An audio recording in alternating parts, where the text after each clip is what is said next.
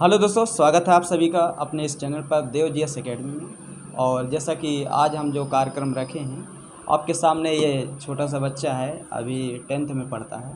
और इस बच्चे का हम माइंड चेक करेंगे कि अपने पड़ोसियों के प्रति ये कितना जानता है। तो शुरू करते हैं दोस्तों, वीडियो में बने रहिए। शुरू करते हैं। बेटा, आपका नाम क्या है? मेरा नाम कमल कुमार है। कमल कुमार। कौन सी कक्षा में हो? 11th। ठीक है। देखिए, जैसा कि ये कमल कुमार है और ये 11th में पढ़ता है। और मैं आपको बता दूं कि आज का जो हमारा मेन टॉपिक है वो है हमारा मुल्क जो पाकिस्तान है उसकी बर्बादी के विषय में हमारे देश के बच्चों की क्या राय है। और बच्चे खुद बताएंगे अपने ज़ुबानी कि हम पाकिस्तान के विषय में क्या सोचते हैं। जैसा कि बेटा आप सबको पता होगा कि हमारा देश जो है इस समय काफ़ी ज़्यादा ऊंचाइयों पर है, लेकिन हमारा पड़ोसी मुल्क पाकिस्तान आज आप ये समझिए कि दुनिया में काफ़ी पीछे जा रहा है। तो कहीं ना कहीं आप पाकिस्तान के विषय में क्या सोचते हैं, थोड़ा कैमरे के सामने एक्सप्लेन करिए। पाकिस्तान हमारा पड़ोसी देश है।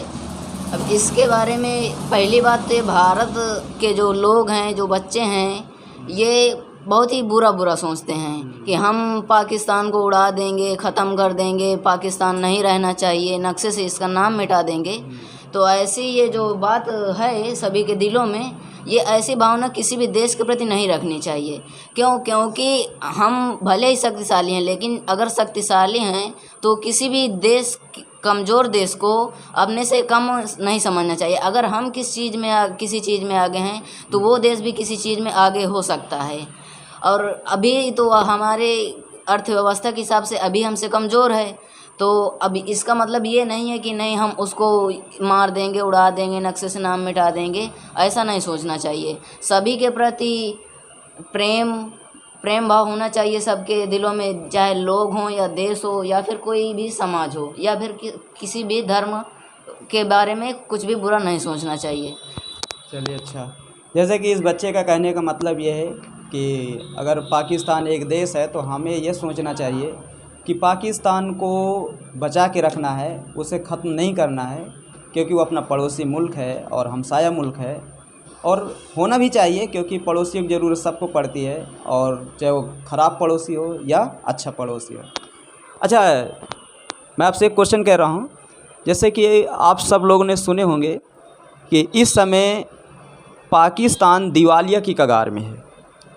तो पाकिस्तान दिवालिया की कगार में है, तो इसका प्रमुख कारण क्या हो सकता है तुम्हारे हिसाब से, क्योंकि तुम बच्चे हो। और मैं चाहूँगा कि हमारे देश के बच्चे अपने पड़ोसियों के विषय में, उनकी अर्थव्यवस्था के विषय में, उनकी राजनीति के विषय में कितना जानते हैं। और हो सकता है कि शायद जो इस वीडियो को देखेंगे लोग, वो कुछ न कुछ सीखेंगे।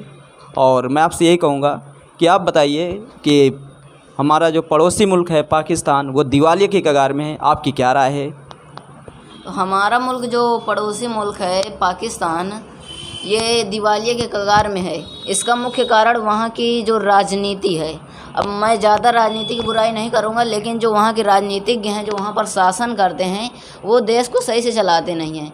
चलाते इसलिए नहीं क्योंकि जो विकास करना होता है वो विकास सही ढंग से करते नहीं हैं। अपना काम, अपनी जो उसका फ़र्ज होता है, जो कर्तव्य होता है, वो अपना कर्तव्य सही पालन नहीं करते हैं। तो जो वहाँ की गवर्नमेंट है, उससे मैं यही कहना चाहूँगा कि अपनी जो कर्तव्य हैं, जिम्मेदारियाँ हैं, उनको अच्छे से पालन करें और निर्वाह करें।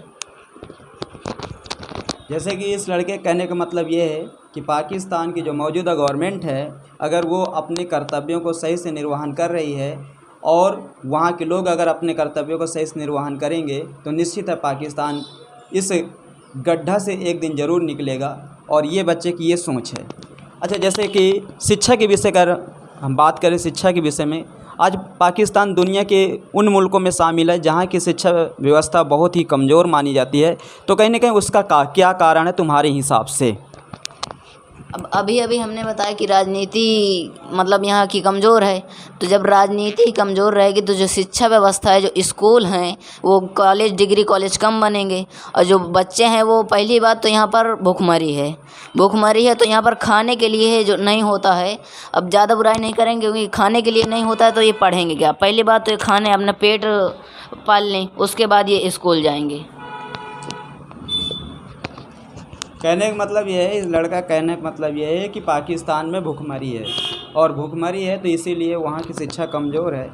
लेकिन मैं आपको बता दूँ, पाकिस्तान में भूखमरी है, वहाँ की शिक्षा कमज़ोर है, तो कहीं ना कहीं देखा जाए कारण वो बात तो है, ठीक ही है।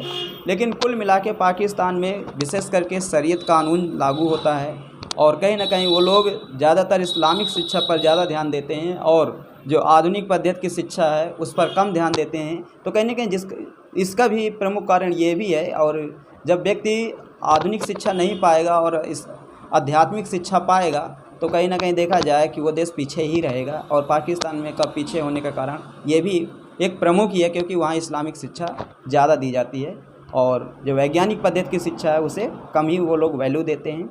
और ये चलिए ठीक है। अच्छा ये बताइए, आज हमारा मुल्क भारत, और भारत के लोग विशेष करके आप ये समझिए कि 80% लोग तो है ही भारत में जो पाकिस्तान को बर्बाद होना या बर्बाद करना चाहते हैं या बर्बाद होना पसंद करते हैं। तो आपकी क्या राय है, रियल में पाकिस्तान को भारत को बर्बाद कर देना चाहिए? आपकी क्या राय है? पाकिस्तान और भारत के जो रिश्ते हैं वो अभी ठीक नहीं चल रहे हैं। अब भारत के लोगों की जो सोच है कि पाकिस्तान को ख़त्म कर देना चाहिए, ये गलत सोच है। क्यों? अभी वो हमारा पड़ोसी देश, भले ही हमारा अगर दुश्मन है तो क्या हुआ, अभी उससे हमारे रिश्ते अच्छे बनाने की ज़रूरत है। क्यों?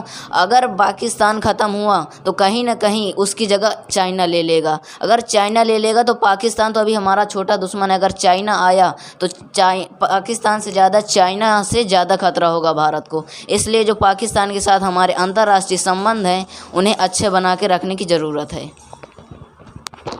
हाँ, जैसे कि अभी इस बच्चे ने बताया कि अगर पाकिस्तान को हम ख़त्म कर देंगे तो उसकी जगह चाइना आ जाएगा, और चाइना से कहीं ना कहीं हम लोग बहुत ही ज़्यादा नुकसान में जाएंगे। और ऐसा है भी नहीं कि पाकिस्तान की जगह चाइना आ जाए, लेकिन हाँ, भविष्य में नहीं कहा जा सकता है, क्योंकि इंटरनेशनल रिलेशन में कोई किसी का दोस्त नहीं होता और कोई किसी का दुश्मन नहीं होता है। तो दोस्तों, आपको ये इंटरव्यू इस बच्चे का कैसे लगा कमेंट करके ज़रूर बताइए, और इसी के साथ धन्यवाद। जय हिंद, जय भारत।